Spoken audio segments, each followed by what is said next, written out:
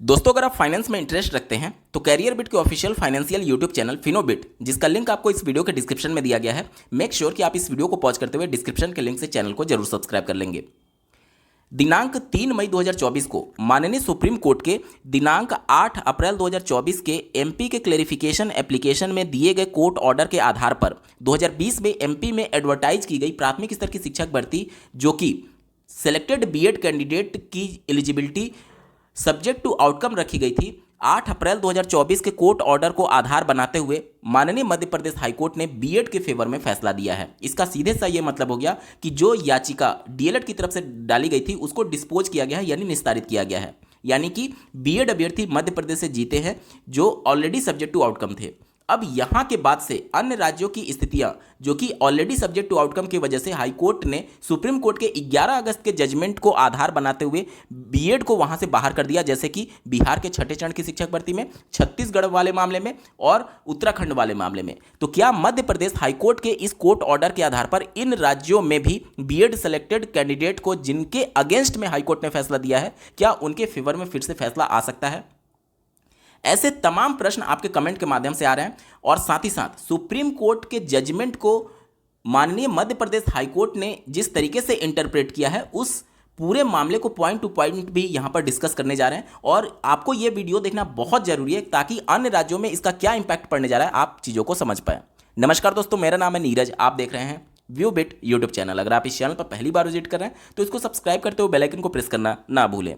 Total 52 page के court order copy में जो मध्य प्रदेश हाईकोर्ट ने दिया है उसमें 49वें नंबर पेज पर जाएंगे तो पूरे 8 अप्रैल का जो जजमेंट है इनको हाईकोर्ट ने समराइज किया है और ये समझना सबसे ज़्यादा इंपॉर्टेंट है।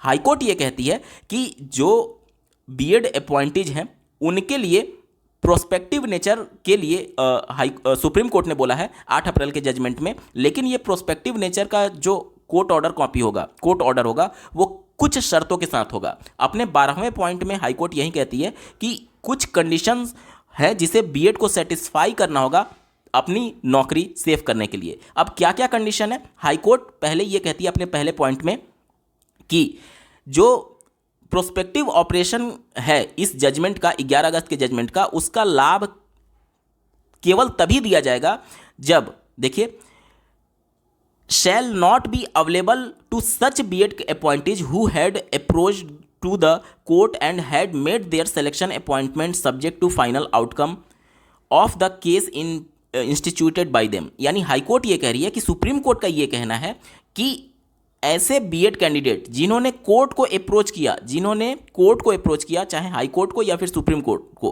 अगर बीएड कैंडिडेट अप्रोच करते हैं कोर्ट को और अगर अप्रोच करने के साथ उनका जो अपॉइंटमेंट है वो सब्जेक्ट टू आउटकम है तो उस कंडीशन में ऐसे बीएड सेफ नहीं होंगे। यानी कि बीएड जितने भी राज्यों में सेलेक्टेड हैं, अगर वहां पर बीएड खुद से कोर्ट को अप्रोच नहीं किए हुए हैं तो वहां पर बीएड सेफ हो जाएंगे। अब आप छत्तीसगढ़ का मैटर देख लीजिए तो वहां पर बीएड ने कोर्ट को अप्रोच नहीं किया था। अगर आप बिहार का मैटर देख लीजिए तो वहां पर बीएड ने कोर्ट को अप्रोच नहीं किया था, बल्कि डीएलएड कैंडिडेट ने अप्रोच किया हुआ था। उत्तराखंड का मामला देख लीजिए तो वहां पर भी बीएड कैंडिडेट हाईकोर्ट में नहीं गए थे, डीएलएड कैंडिडेट गए थे। तो इस हिसाब से मध्य प्रदेश के जजमेंट के आधार पर बिहार में, छत्तीसगढ़ में और उत्तराखंड में, छत्तीसगढ़ को थोड़ा सा आप स्पेशल केस मानिए क्योंकि इनकी ज्वाइनिंग 11 तारीख के बाद हुई है, लेकिन ये कंडीशन की केवल मैं बात कर रहा हूँ। ज्वाइनिंग वाली दूसरी कंडीशन है, उसकी मैं बात ही नहीं कर रहा। केवल इस बात की पॉइंट पर मैं आपका ध्यान आकर्षित करना चाहता हूँ कि हाईकोर्ट ये कह रही है कि अगर बीएड कैंडिडेट जो है वो कोर्ट को अप्रोच करते हैं और उनका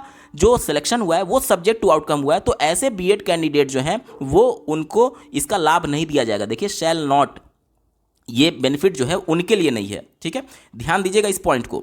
अगले पॉइंट में हाईकोर्ट ये कहती है कि बीएड कैंडिडेट जो हैं, ध्यान से सुनिए, बीएड कैंडिडेट जो हैं वो रेगुलर अपॉइंटमेंट में होने चाहिए और उनका जो सिलेक्शन होना चाहिए वो एडवर्टीजमेंट में BEd as a essential qualification prescribe होना चाहिए। ध्यान से सुनिएगा जो मैं बातें बता रहा हूँ, बीएड एक एसेंशियल क्वालिफिकेशन होना चाहिए। ठीक है, ध्यान से सुनिए, ये यहां पर हाईकोर्ट कह रही है। अब इन्होंने दोनों मैटर को, जो पहले पॉइंट में और दूसरे पॉइंट में इन्होंने मैटर को लिखा है, वो इन्होंने अलग अलग कर दिया, जबकि सुप्रीम कोर्ट ने क्या किया था, सुप्रीम कोर्ट ने इस दोनों मैटर को एक पूरे पैराग्राफ में लिखा है। चलिए सुप्रीम कोर्ट के जजमेंट पे मैं चलता हूं, फिर चीजें और ज्यादा आपको स्पष्ट होंगी। यहां पर मैं बिल्कुल क्लियर कर देना चाहता हूं कि पूरे सम्मान के साथ, माननीय हाईकोर्ट, माननीय सुप्रीम कोर्ट के सम्मान के साथ मैं यहां पर फैक्ट्स और पॉइंट आपके सामने रख रहा हूं, ठीक है।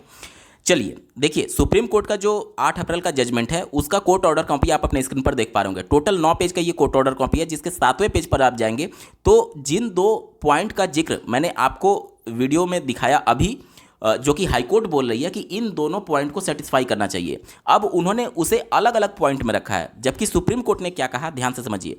यहां से ये इनका पूरा पैराग्राफ सुप्रीम कोर्ट का शुरू होता है। देखिए बीच में कहीं पर भी फुल स्टॉप नहीं है, ध्यान दीजिएगा, बीच में कहीं पर भी फुल स्टॉप नहीं है। और यहाँ से पूरा पैराग्राफ शुरू हो करके ये 8वें पेज पर जाता है, और साथ ही साथ यहाँ पर देखिए ये पूरा अभी तक चल रहा है, कहीं पर भी फुल स्टॉप नहीं है, कहीं पर भी यहाँ पर फुल स्टॉप नहीं है, यहाँ पर ये फुल स्टॉप नहीं है, बल्कि बीएड का ये पॉइंट बीएड का लगा हुआ है। देखिए यहाँ पर फुल स्टॉप नहीं है इसके बाद भी, ठीक है। और यहां पर जाकर के ये पूरा पैराग्राफ खत्म होता है। यानी कि जो शुरुआती 2 कंडीशन हाईकोर्ट ने इंटरप्रेट किया है, वो एक्चुअली सुप्रीम कोर्ट ने एक ही कंडीशन माना है। अब एक कंडीशन में ये कैसे शर्त को थोड़ा सा चीजें बदल सकती हैं, वो आप समझिएगा। देखिए सुप्रीम कोर्ट ये कहती है कि हमारा जो 11 अगस्त का जजमेंट है वो प्रोस्पेक्टिव तो होगा, लेकिन ये प्रोस्पेक्टिव ऑपरेशन जो होगा वो shall be only for those candidates who were appointed without any qualification or condition imposed by any court of law। यानी उन लोगों के लिए ये प्रोस्पेक्टिव होगा जिन पर किसी भी कोर्ट ऑफ लॉ के द्वारा कोई भी शर्त ना लगाई गई हो। यहां तक समझ लीजिए, यहां तक आपको समझ में आई हो। आगे देखिए, इसके बाद से सुप्रीम कोर्ट ये कहती है the effect that their appointment would be subject to final outcome of the case which might have been instituted by them, and such candidate were in regular employment without any disqualification or were appointed in pursuance of notice of advertisement where B.Ed was stipulated to be valid qualification। ध्यान से समझिएगा, supreme court ये कह रही है कि ऐसे B.Ed candidate safe होंगे जहां पर इनको अपॉइंटमेंट कैसे मिला, इनको अपॉइंटमेंट मिला एडवर्टीजमेंट में इनको शामिल किया जाना चाहिए एक वैलिड क्वालिफिकेशन के तौर पर। यहां पर सुप्रीम कोर्ट साफ कह रही है कि इनको वैलिड क्वालिफिकेशन के तौर पर एडवर्टीजमेंट में बीएड शामिल होना चाहिए। अब जब बीएड वैलिड क्वालिफिकेशन के तौर पर शामिल है, तो यानी कि वो जब शामिल है तो बीएड कोर्ट को क्यों अप्रोच करेगा? जाहिर सी बात है, अगर किसी को शामिल नहीं किया गया और वो शामिल होना चाहता है तभी तो अप्रोच करेगा। जब सुप्रीम कोर्ट कह रही है कि बीएड एक वैलिड क्वालिफिकेशन के तौर पर एडवर्टीजमेंट में शामिल होना चाहिए तभी उनकी नौकरी सेफ है, तो जब बीएड ऑलरेडी एडवर्टाइजमेंट में अगर वो इंक्लूड है तो वो कोर्ट को अप्रोच क्यों करेगा? कोर्ट को अप्रोच तो वो करेगा ना जो कि उस एडवर्टीजमेंट से संतुष्ट नहीं है। तो अब यहां पर जो इनके द्वारा कहा गया कि इंस्टीट्यूटेड बाय देम, यानी वो केस जो कि उनके द्वारा स्थापित किया गया, तो ये केस जो है वो बीएड के द्वारा स्थापित कैसे किया जा सकता है जब उनको एडवर्टीजमेंट में शामिल किया गया है? और ये दोनों अलग अलग कंडीशन नहीं है, ये पूरा एक ही पैराग्राफ चल रहा है। देखिए मैं फिर से आपको दिखा रहा हूं, 7वें नंबर पेज पर मैं जाता हूं, यहां पर ध्यान दीजिएगा, यहां पर ये पैराग्राफ पूरा शुरू हो रहा है, कहीं पर भी आपको फुल स्टॉप नहीं दिखेगा। यानी इस पूरे पैराग्राफ को एक साथ पढ़ना है। यानी कि नोटिफिकेशन में, ध्यान से सुनिए, नोटिफिकेशन में बीएड एक वैलिड क्वालिफिकेशन होना चाहिए, ठीक है। इसके साथ ही साथ कोई भी कोर्ट ऑफ लॉ के द्वारा उन पर किसी भी प्रकार का शर्त नहीं लगाया जाना चाहिए सब्जेक्ट टू फाइनल आउटकम का।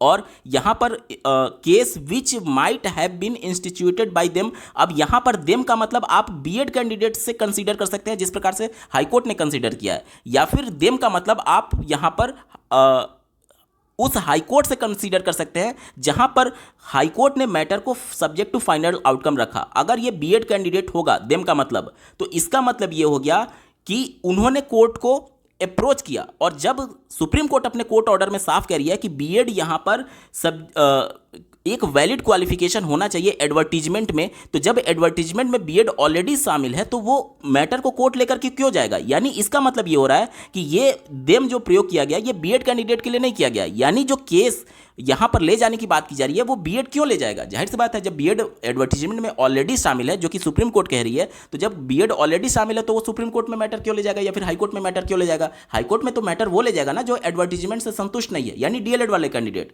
तो यहां पर सुप्रीम कोर्ट ने इस दोनों पॉइंट को, जो हाई कोर्ट ने अलग अलग लिखा, सुप्रीम कोर्ट ने इस दोनों पॉइंट को एक पैराग्राफ में लिखा है और दोनों चीजों को आपको एक शर्त के साथ समझनी है। अब हाई कोर्ट के जजमेंट पर फिर से चलते हैं।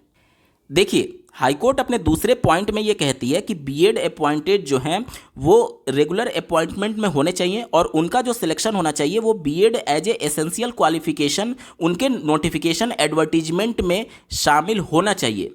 एडवर्टीजमेंट में शामिल होना चाहिए। जब एडवर्टीजमेंट में शामिल है तो फिर यहाँ पर बीएड कोर्ट को क्यों अप्रोच करेगा? और पहले शर्त में हाईकोर्ट ये कहती है कि देखिए, shall not be available to such candidate, ऐसा बेनिफिट यानी प्रोस्पेक्टिव का बेनिफिट ऐसे बीएड कैंडिडेट को नहीं दिया जाएगा जो कि अप्रोच करते हैं कोर्ट को और उनका सिलेक्शन सब्जेक्ट टू आउटकम हुआ है। तो जब ऑलरेडी दूसरे शर्त में हाईकोर्ट ये कह रही है कि बीएड एडवर्टीजमेंट में शामिल होना चाहिए, तो जब वो शामिल है तो बीएड क्यों अप्रोच करेगा? अप्रोच तो डीएलएड वाले कैंडिडेट करेंगे ना, क्योंकि बीएड तो ऑलरेडी वहां पर शामिल है। तो यहां पर चूंकि सुप्रीम कोर्ट ने इन दोनों पैराग्राफ को, दोनों पॉइंट को एक पैराग्राफ में लिखा है और दोनों कंडीशन फुलफिल होनी चाहिए एक साथ, यानी कि बीएड एडवर्टीजमेंट में भी शामिल होना चाहिए एज ए वैलिड क्वालिफिकेशन और साथ ही साथ किसी कोर्ट के द्वारा उन पर कोई शर्त भी ना लगाई जानी चाहिए। ये दोनों केस आप एक साथ लेकर के चलेंगे, जबकि हाईकोर्ट ने इनको अलग अलग पॉइंट में कंसीडर कर दिया। इस वजह से थोड़ा सा कंफ्यूजन यहां पर क्रिएट हो रहा है।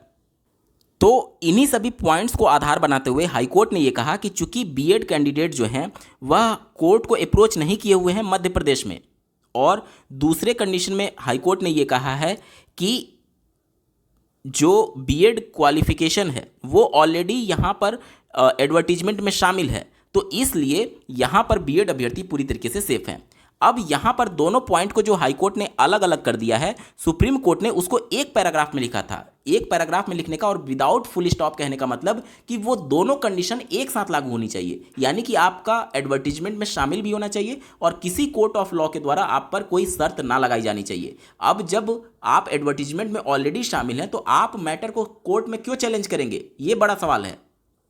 साथ ही साथ मध्य प्रदेश में जो सिलेक्शन हुआ है ऐसे अभ्यर्थियों का जो कि ज्वाइनिंग जिनको 11 अगस्त के बाद मिली है, देखिए एक ही भर्ती में दो प्रकार से नियम नहीं लग सकते। अगर उसमें कुछ कैंडिडेट जो ऑलरेडी अपॉइंट हो चुके हैं और अगर उनको सेफ किया जाता है तो जाहिर सी बात है आर्टिकल 14 के तहत उनको भी सेफ करना ही पड़ेगा। ठीक है, तो इसको लेकर के संशय में मत रहिएगा। उत्तर प्रदेश में भी इसी प्रकार की स्थिति है। उत्तर प्रदेश में 69,000 की जो शिक्षक भर्ती है उसमें आरक्षण विवादित मामले को लेकर के कुछ सिलेक्शन अभी पेंडिंग में है और रिविजिट करने के आदेश दिए गए हैं। उसके अलावा जो कॉमन नंबर की बात है उससे भी सिलेक्शन कुछ हो सकते हैं। अभी हालांकि ये सारे मैटर अभी डिसाइड नहीं है, लेकिन अगर सिलेक्शन की नौबत आई तो आर्टिकल 14 का हवाला देते हुए एक ही भर्ती में एक ही एडवर्टीजमेंट के तहत दो नियम नहीं हो सकते, इसके आधार पर उनको राहत मिल सकती है।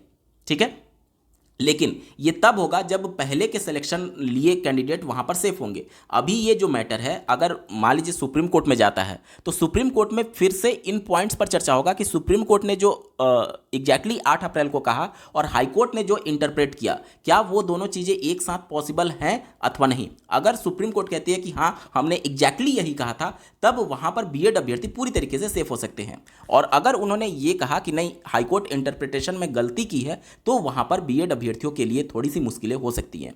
देखिए ऐसा कोई बहुत बड़ी बात नहीं है कि हाईकोर्ट के जजमेंट को सुप्रीम कोर्ट पलट दे। आपने अभी हाल ही में देखा होगा कि पश्चिम बंगाल में जो सीबीआई जांच के आदेश दिए गए थे, समथिंग 1000 कैंडिडेट्स को बाहर करने के आदेश दिए गए थे, उस पर सुप्रीम कोर्ट ने रोक लगा दिया।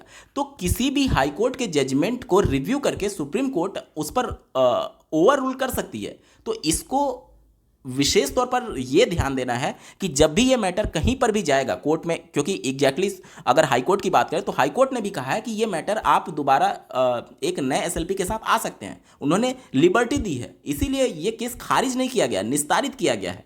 हाईकोर्ट खुद कह रही है कि आप चाहें तो इस मैटर को फिर से उठा सकते हैं। और कुछ पॉइंट्स उन्होंने कहा है कि आपने इस पर पहले डिबेट नहीं किया, या फिर जो सर्विस रूल है उसको चैलेंज था लेकिन उस पर सही से चर्चा नहीं हुआ। तो इन सभी पॉइंट्स को लेकर के हाई कोर्ट ने लिबर्टी दिया है कि इस मैटर को लेकर के आप कोर्ट में पुनः आ सकते हैं। तो ये सारा मैटर है। अब जो अन्य राज्यों की जहाँ तक बात है, जैसे बिहार का हो गया, इसके बाद से आप देख लीजिए छत्तीसगढ़ का मैटर हो गया, उत्तराखंड का मैटर हो गया।